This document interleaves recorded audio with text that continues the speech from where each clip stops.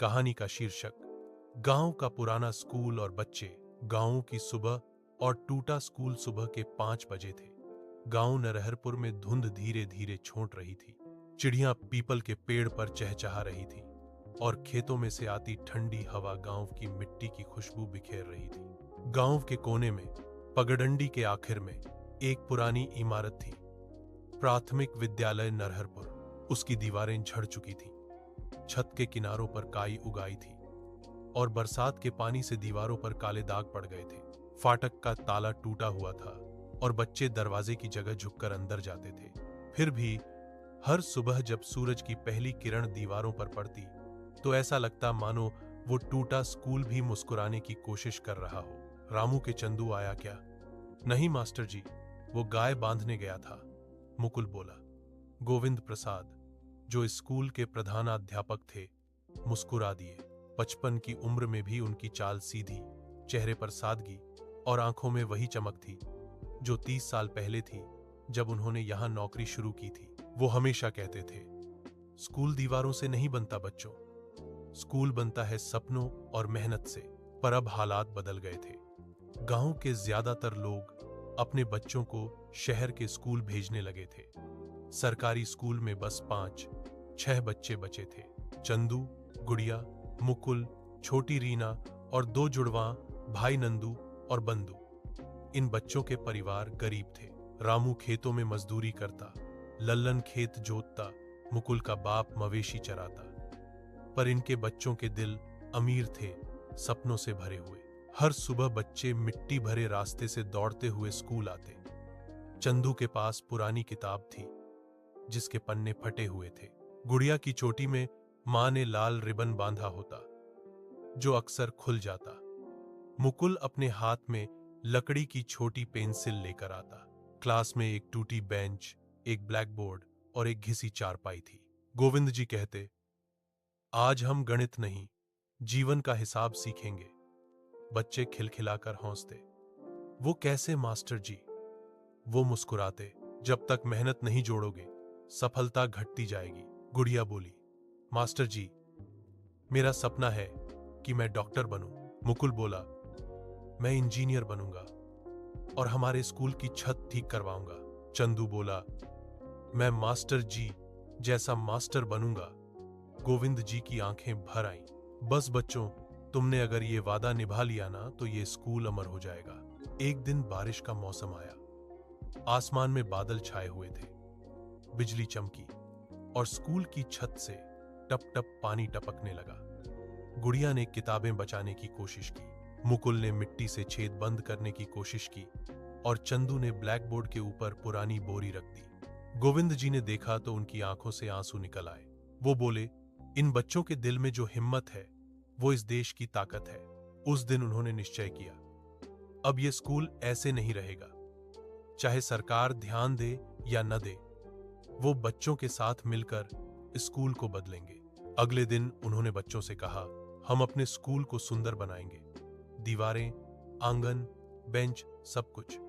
लेकिन हमारे पास पैसे नहीं है, इसलिए हमें अपने हाथों से सब करना होगा। चंदू बोला, मैं अपने पिता से कहूंगा कि कुछ लकड़ी दे दे। गुड़िया बोली, मां के पास कुछ पुराने रंग के डिब्बे हैं, मैं ले आऊंगी।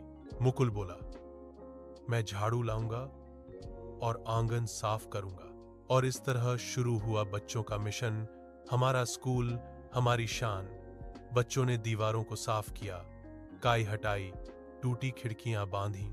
गुड़िया ने फूलों के गमले बनाए। चंदू ने स्कूल का नाम लिखने के लिए नीले रंग से तख्ती रंगी, प्राथमिक विद्यालय नरहरपुर ज्ञान का मंदिर।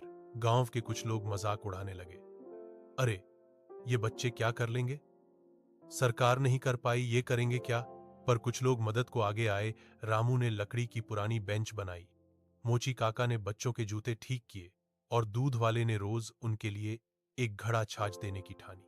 धीरे धीरे गांव का माहौल बदलने लगा। लोग सोचने लगे, अगर बच्चे इतना कर सकते हैं तो हम क्यों नहीं। 1 महीने बाद स्कूल की तस्वीर बदल चुकी थी।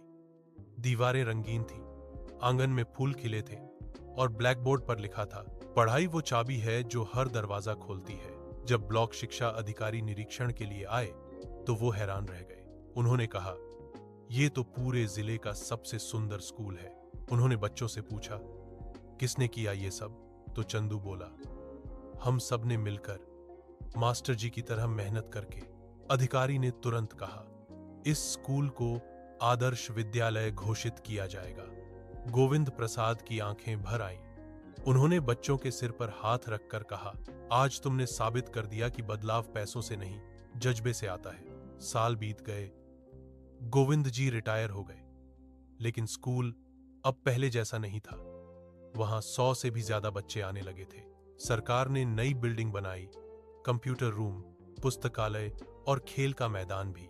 गांव वाले कहते, जिस स्कूल को कभी कोई नहीं पूछता था, अब वहीं से बच्चे जिला टॉपर बन रहे हैं। एक दिन 3 पुरानी आत्माएं उसी स्कूल के गेट पर खड़ी थीं। चंदू अब उसी स्कूल में मास्टर बन चुका था। गुड़िया गांव की पहली डॉक्टर थी और मुकुल इंजीनियर बनकर गांव की सड़कें और पुल बना रहा था। तीनों ने देखा, अब वो दीवारें चमक रही थीं जहां कभी काई जमी थी। अब बच्चे यूनिफॉर्म में दौड़ते, भागते, हंस रहे थे। चंदू ने धीरे से कहा, याद है जब हम 3 ही बच्चे थे और छत से पानी टपकता था? गुड़िया मुस्कुराई। हाँ, और मास्टर जी बोरी डालकर पढ़ाते थे। मुकुल बोला, वो दिन ही असली थे। तब हमने सीखा था मेहनत का मतलब क्या होता है।